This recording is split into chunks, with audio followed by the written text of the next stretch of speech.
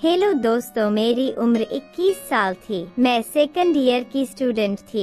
उन दिनों गर्मी शुरू हो गई थी, इसलिए हमें कॉलेज से छुट्टियां मिल गई थीं। रोज की तरह आज भी पूरे घर की सफाई करने के बाद मैं अपने बिस्तर पर आराम कर रही थी। थकान से चूर होकर ऐसा लग रहा था जैसे पूरा बदन अकड़ गया हो। मैं अपने बिस्तर पर लेटकर सुकून पाने की कोशिश कर रही थी और हाथों से अपने सिर की मसाज कर रही थी। मेरी एक कहानी की आवाज सुनकर मेरा भाई अयान बंद कमरे में आया। कहने लगा, क्या हुआ दीदी, तबीयत तो ठीक है? मैंने कहा, क्या भाई, मम्मी सारा काम मेरे सर पर डाल कर चली जाती हैं। कॉलेज की छुट्टियां क्या हुई, सारे घर की जिम्मेदारी मुझ पर आ गई है। ऊपर से मुलाजमा भी छुट्टी पर है।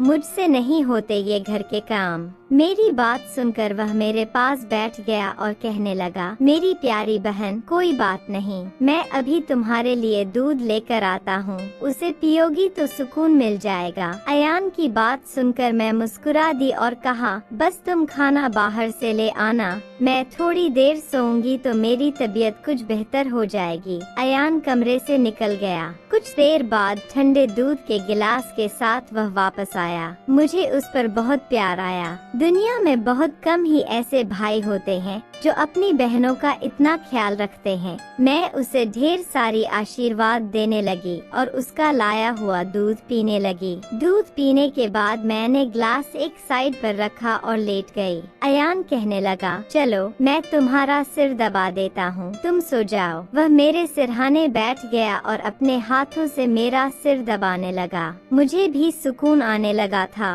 दर्द की भी कम होने लगी थी। मैं आंखें मूंद कर सोने लगी और गहरी नींद में चली गई। पता ही नहीं चला कि घंटों तक मैं सोती रही थी। मेरी आँख मम्मी की आवाज पर खुली। मैं हड़बड़ा कर आँखें खोली तो मेरा सिर बुरी तरह से बोझिल था। घड़ी पर टाइम देखा तो रात के 9 बज रहे थे। मुझे एकदम झटका सा लगा। बड़ी अजीब बात थी कि पापा ऑफिस से वापस आ चुके थे। शायद थकावट की वजह से मुझे वक्त का एहसास ही न हुआ। मैं उठकर जैसे ही 2 कदम चली तो मुझे चक्कर आ गए। आँखों के आगे अंधेरा छा गया। अगर दीवार पर हाथ ना रखती तो यकीनन गिर जाती। मैं फ्रेश होकर बाहर आई तो खाने की टेबल पर सब बैठे मेरा ही इंतजार कर रहे थे। मैं जाकर आराम के साथ कुर्सी पर बैठ गई। वो मुझे देखकर अयान खाना मेरी प्लेट में डालने लगा और फिर मम्मी से कहने लगा कि मम्मी, अन्नू पर काम का बोझ थोड़ा कम डाला करें। अरे, अगर अन्नू नहीं आ रही तो उसकी जगह किसी और को रख लें। यह बेचारी सारा दिन काम करके थक जाती है। देखें तो इसकी रंगत भी पीली पड़ चुकी है। मेरी हालत वाकई खराब हो चुकी थी। मैं काफी थकी हुई महसूस कर रही थी। मेरी मम्मी और पापा दोनों ही जॉब करते थे, क्योंकि सिर्फ पापा की जॉब से घर चलना मुश्किल था। ऊपर से हमारी पढ़ाइयों के खर्चे भी कुछ कम नहीं थे, इसलिए मेरी मम्मी भी उसी कंपनी में जॉब करती थी जहां पापा करते थे। मैं और अयान कॉलेज जाते थे, मगर अभी गर्मी की वजह से छुट्टियां थी, इसलिए हमें घर ही रहना पड़ रहा था। मैंने ये बात नोट की थी कि पिछले कुछ दिनों से अयान मेरे साथ कुछ ज्यादा ही अटैच हो चुका है। जब से मुझे छुट्टियां हुई थी, वह मेरा बहुत ख्याल रखने लगा था। अगर मैं घर का कोई काम कर रही होती तो आकर मेरी मदद करने लगता। अगर मैं थक जाती तो मेरा सर दबा देता। मैं उसे मना करती, मगर वह कहता कि नहीं, तुम थक चुकी हो, इतना काम करती हो, मेरा हक है कि मैं तुम्हें सुकून पहुंचाऊं। मैं भी खामोशी से लेटी रहती, मगर एक रात जो कुछ हुआ उससे मेरे होश उड़ गए थे। क्या अयान कभी ऐसा भी कर सकता है? मैं अपने कमरे में सो रही थी। आधी रात के वक्त मुझे महसूस हुआ जैसे कोई मेरे कमरे में आया हुआ है। आहिस्ता से चलता मेरे बिस्तर के करीब आया हो। भले ही मैं सो रही थी, मगर मेरा ज़हन बेदार था। मैंने हड़बड़ाकर आंखें खोल दी। कमरा अंधेरे में डूबा हुआ था। जब मैंने उठकर देखा तो अंदर कोई भी नहीं था, बस कमरे का दरवाजा थोड़ा खुला हुआ था।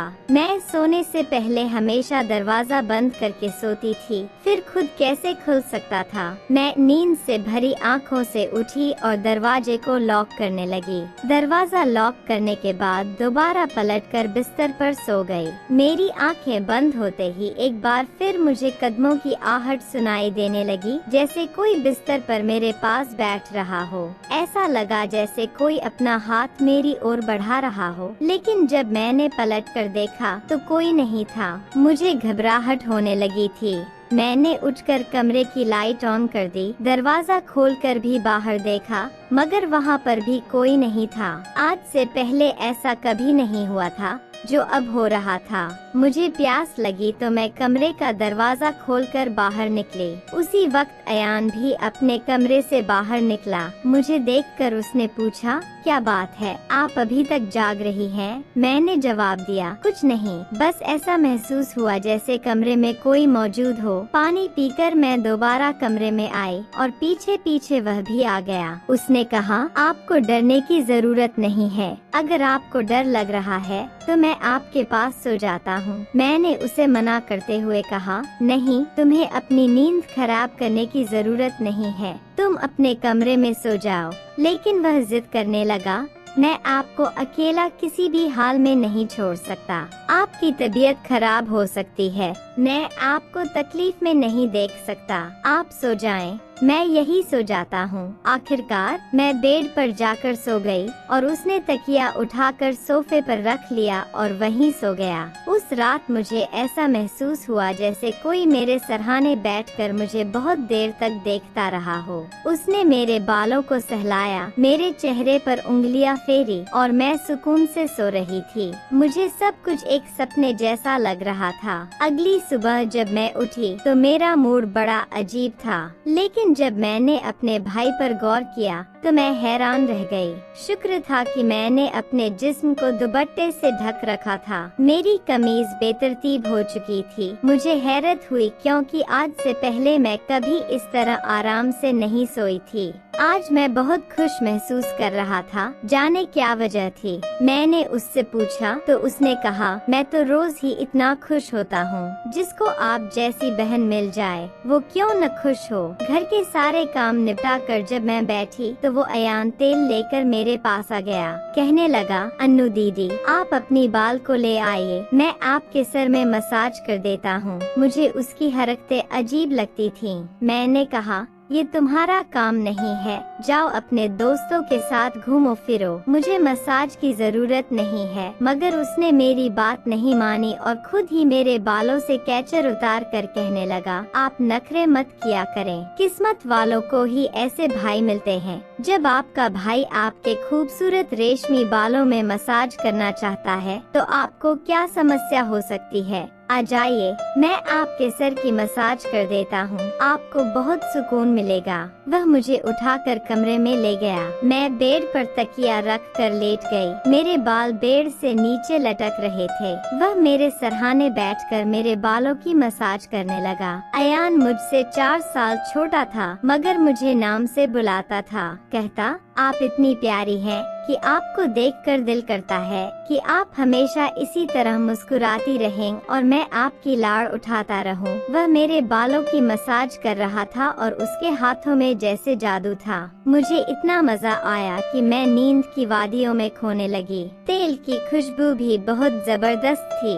मैंने उससे पूछा, ये कौन सा तेल है? वह बोला, ये बहुत ही खास तेल है, खास आपके लिए। आपके जो इतने हसीन बाल हैं ना, ये उन्हीं बालों के लिए बना है। उसकी बातें बहुत प्यारी थीं। मैं समझ नहीं पाती थी कि वह किस तरीके से बात कर रहा है। बहरहाल मसाज के दौरान ही मैं नींद में खोने लगी। कुछ देर बाद जब मेरी आँख खुली तो मेरा पूरा बदन दर्द से टूट रहा था। ऐसा लग रहा था जैसे मेरी टांगों पर बहुत ज्यादा वजन रख दिया गया हो। पूरे बदन में दर्द सरायत कर रहा था। धीरे धीरे उठकर बैठी और आसपास देखने लगी जब अपने भाई पर गौर किया। मैं पूरी तरह भीगी हुई थी, जैसे किसी ने मुझे नहला दिया हो। कपड़े गीले थे, पंखा बंद था और गर्मी थी। यह सब क्या हो रहा था? मैं बड़ी मुश्किल से बेड से उठी। मुझे चक्कर आ रहे थे, चलना मुश्किल हो रहा था। मैं अपनी हालत समझ नहीं पा रही थी कि यह सब क्या हो रहा है। बड़ी मुश्किल से चलकर बाथरूम गई और फ्रेश हुई। अपनी हालत पर गौर किया तो ऐसा लगा जैसे मैंने सोया नहीं बल्कि कोई मेहनत वाला काम कर रही थी। जब मैं कमरे से बाहर निकली तो मुझे फुसफुसाने की आवाज आई। ऐसा लग रहा था जैसे कोई किसी से बात कर रहा हो। घर में मेरे और उसके अलावा कोई नहीं था। फिर वो किसके साथ बात कर रहा था? मैं पहले किचन में पानी पीने गई, मगर तब तक आवाज आनी बंद हो गई थी। मैं किचन के दरवाजे के पास खड़ी थी जब वह व्यक्ति बैठक से निकला। उसके हाथ में काफी पैसे थे, जिन्हें देखकर वह मुस्कुरा रहा था। मेरे माथे पर बल पड़े। अगले ही पल उसकी नजर मुझ पर पड़ी। मुझे देखकर कहने लगा, अन्नू आप उठ गयी। मैं चलते हुए उसके करीब आई। वह हड़बड़ाकर पैसे अपनी पैंट की जेब में डाल रहा था, मगर मैंने उसका हाथ पकड़कर उन पैसों को सामने लाकर कहा, इतने पैसे तुम्हारे पास कहाँ से आए? वह नजरें झुका चुका था। कहने लगा, आप प्लीज पापा को मत बताना। मैं ताज्जुब में थी कि उसने ये पैसे पापा के क्यों नहीं दिए। मैंने सख्ती से पूछा तो वह सहम गया। कहने लगा, ये पैसे तो पापा के एक दोस्त ने कई साल पुराने कर्ज के रूप में लौटाए थे। मैंने सोचा था कि इनसे ही मोबाइल लूंगा, लेकिन उसने पैसे मुझे थमा दिए। मैंने कहा, हाँ तुमने अच्छा किया। घर के हालात देखो किस कदर खराब हैं। हमारे माँ बाप दोनों नौकरी कर रहे हैं और तुम मोबाइल लेने की बात कर रहे हो। वह शर्मिंदा था। मैंने वो पैसे रात को पापा को दे दिए थे। उस रात उसने मुझसे कोई बात नहीं की और जल्दी सोने चला गया। अगले दिन मैं किचन में काम कर रही थी जब अयान अपने दोस्तों के साथ घर में दाखिल हुआ। वह जितनी हैरान होती उतना कम था, क्योंकि वह अपने दोस्तों को सीधा लाउंज में ही ले आया था। उस वक्त मैं दुपट्टा उतारकर बर्तन धो रही थी। जब वह सब हंसते हुए अंदर आए, मैंने तुरंत दुपट्टा किया और फिर अयान को समझाने लगी कि यह क्या तरीका है। तुम जानते हो इस वक्त मम्मी पापा घर नहीं है, फिर भी इन लोगों को घर ले आए हो। अयान कहने लगा, यह मेरा घर है। जब आपको मेरा ख्याल नहीं है तो मैं आपका ख्याल क्यों करूं? अच्छा खाना तैयार करो। मेरे बहुत खास दोस्त हैं। वह मुझसे काफी नाराज हो चुका था, मगर अब मैं क्या करती? खाना तो बनाना जरूरी था। मैं उसके दोस्तों के लिए खाना बनाने लगी तो वह बोला, खाना परोसने भी तुम खुद ही आओगी। मुझे अयान का रवैया हैरान कर रहा था। छोटी सी बात पर वह ऐसे कैसे बदल सकता था। मैंने खाना टेबल पर लगा दिया। मैंने गौर किया कि उसके दोस्त बार बार मुझे घूरकर देख रहे थे। वे सभी अयान की उम्र से बड़े थे और अजीब तरीके से घूर रहे थे, जैसे कच्चा ही खा जाएंगे। मैं अपने कमरे में बंद होकर रह गई। जैसे ही वे गए तो मैं अयान पर फट पड़ी कि दोबारा तुम्हारे दोस्त मुझे इस घर में नजर न आए। मगर वह तो अगले ही पल मेरे गाल थाम कर कहने लगा, इतना गुस्सा कहाँ से आता है? उन्होंने नहीं आएंगे वे दोबारा। मगर आप इस बारे में मम्मी पापा को कुछ नहीं बताएंगी। कैसा लड़का था यह, कभी प्यार जताने लगता तो कभी चिढ़ने लगता। बहरहाल मैंने हमें सर हिला दिया और अपने कमरे में चली गई। मुझे अयान की हरकतें कुछ मुश्किल सी लगने लगी थी, क्योंकि वह मुझे अजीब तरह से देखने लगा था। उस रोज भी जब मैं अपने कमरे में आराम करने के लिए सोई तो अचानक मुझे अपने पैरों पर किसी के हाथ महसूस हुए।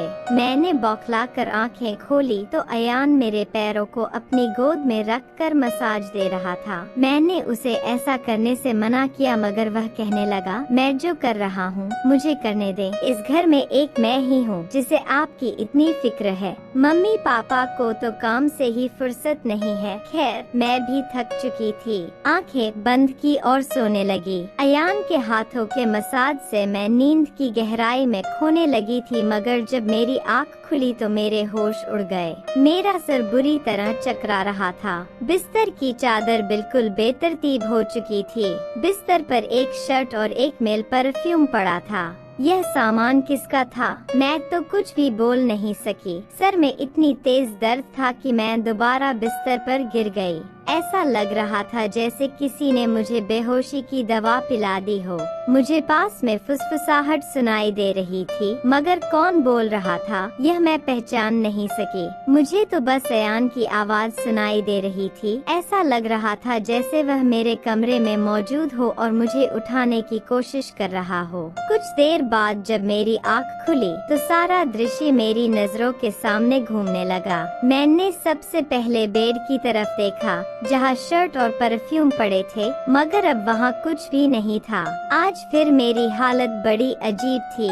मैं बच्ची तो नहीं थी जो यह सब कुछ समझ ना पाती। घर में मेरे और अयान के अलावा और कोई नहीं था। फिर मेरे सोने के बाद ऐसा क्या होता था कि मेरा पूरा शरीर पानी से नहला दिया गया हो। सिर्फ इतना ही नहीं, मेरा शरीर दर्द से चूर था और रंगत भी बिल्कुल पीली हो चुकी थी।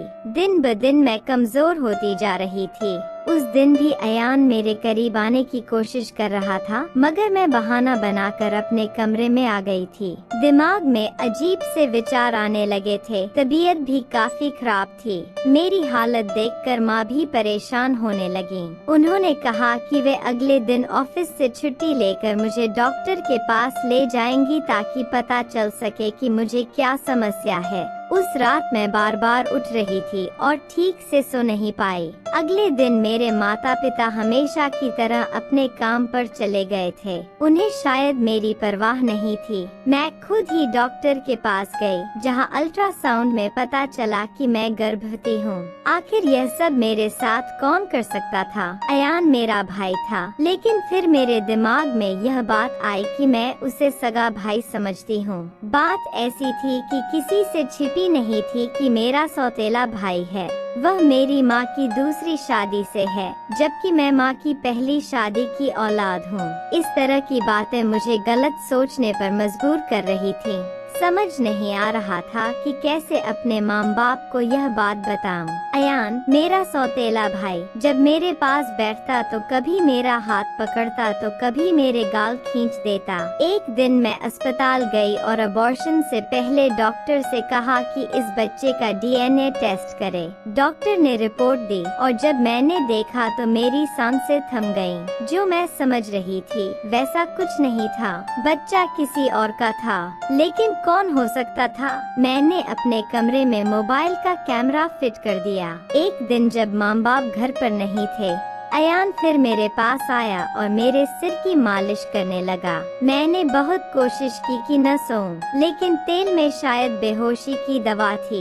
जैसे ही मैं उसे सूंघी बेहोश हो गई। 1 घंटे बाद होश आया। माँ बाप भी घर लौट आए थे। जब मैंने कैमरे की रिकॉर्डिंग देखी तो जैसे पैरों तले जमीन खिसक गई। अयान मेरे कमरे में अपने उबाश दोस्तों को लाता था जो मेरे साथ बुरा बर्ताव करते थे। अपना काम पूरा करने के बाद वे अयान को पैसे देते और चले जाते। यह जानकर मैं टूट गई थी। मैंने कमरे से बाहर जाकर अयान का गिरेबान पकड़ा और थप्पड़ों की बरसात कर दी। मम्मी पापा भी आ गए और पापा ने गुस्से से मेरे हाथ पकड़ लिए। होश में हो क्या? पागल हो गई हो? क्यों मार रही हो इसे? मैंने रोते हुए वीडियो दिखा दी कि यह जलील इंसान मेरे साथ क्या कर रहा था। वीडियो देखकर माँ फर्श पर गिर पड़ी। पापा को भी विश्वास नहीं हो रहा था। उन्होंने अयान को पकड़कर बहुत मारा। उसके मुंह और नाक से खून बह रहा था। अयान ने गुस्से में कहा, मैंने इसे कभी अपनी बहन समझा ही नहीं। मुझे पैसों की जरूरत थी। लोग इसके लाखों रुपए देने को तैयार थे। मुझे अपनी जरूरतें पूरी करनी थी, इसलिए मैंने यह कदम उठाया। अपनी बहन की जिस्म फरोशी करवाई। मैं अपने कानों पर हाथ रख कर बस रोए जा रही थी। पापा ने उसे इतना मारा कि वो लहूलुहान हो गया, मगर जैसे तैसे खुद को उनसे छुड़वा कर घर से भाग गया और फिर कभी पलटकर उस घर में नहीं आया। मेरे पेट में पल रहा बच्चा नाजायज था, जिसका मैंने अबॉर्शन तो करवा दिया, मगर अयान ने जिस कदर घिनौना खेल मेरे साथ खेला था, मैं मरते दम तक नहीं भूल सकूंगी। भाई वही होता है